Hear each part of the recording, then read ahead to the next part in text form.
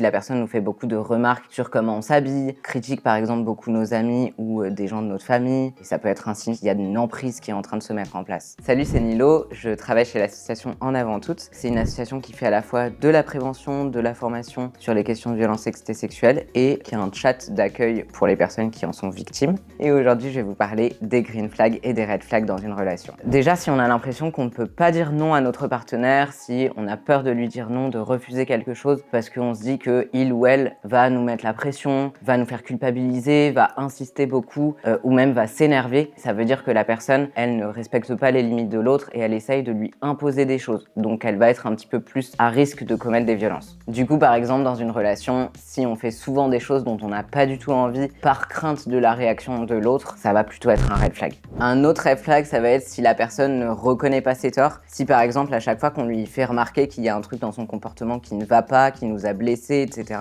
elle va minimiser, essayer de nous faire porter la culpabilité. Si elle va nier ce qui s'est passé, tout ça, c'est plutôt mauvais signe. Ça veut dire que la personne, elle va pas chercher à prendre en compte son ou sa partenaire, mais elle va faire en fonction de elle, de son point de vue seulement, sans chercher à changer. Un troisième red flag, ça va être si la personne nous humilie un petit peu, par exemple en public, nous rabaisse, etc., d'une manière qui vraiment nous blesse, nous fait nous sentir pas bien, même si c'est fait sur le ton un peu de la blague, etc., en particulier si c'est pas quelque chose qui est réciproque, ou alors même si la personne nous pousse ou nous frappe un peu, mais sous forme de blague, ça va être plutôt mauvais signe sur ce dont elle est capable dans la relation. Et la dernière chose, c'est si on a un peu l'impression que la personne, elle essaye de surveiller ou de contrôler qui on voit et ce qu'on fait. Par exemple, si la personne nous fait beaucoup de remarques sur comment on s'habille, si on a l'impression que la personne, elle se montre jalouse des relations qu'on a en dehors d'elle, si elle critique par exemple beaucoup nos amis ou des gens de notre famille, et si elle a aussi tendance à critiquer ou à pas nous soutenir dans nos projets personnels, dans ce qu'on fait en dehors de la relation. Tout ça, ça peut être le signe que la personne est un peu possessive, va avoir une sorte de jalousie qui va vouloir un peu nous enfermer dans la relation. Et ça peut être un signe, par exemple, qu'il y a une emprise qui est en train de se mettre en place. Et au contraire, il y a des éléments qui vont plutôt être des green flags, donc du coup qui vont être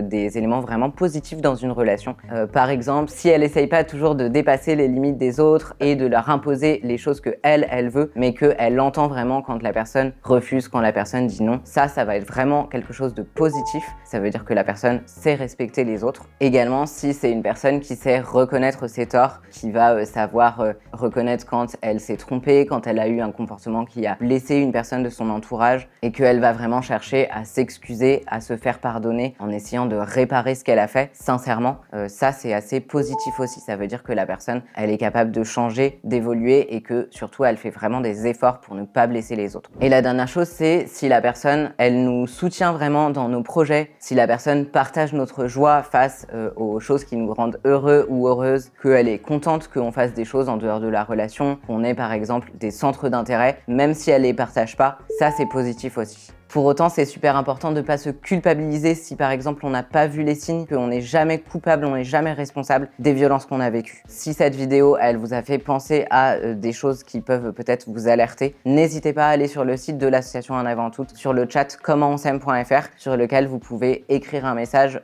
pour avoir des réponses, des informations, des conseils sur toutes ces questions-là.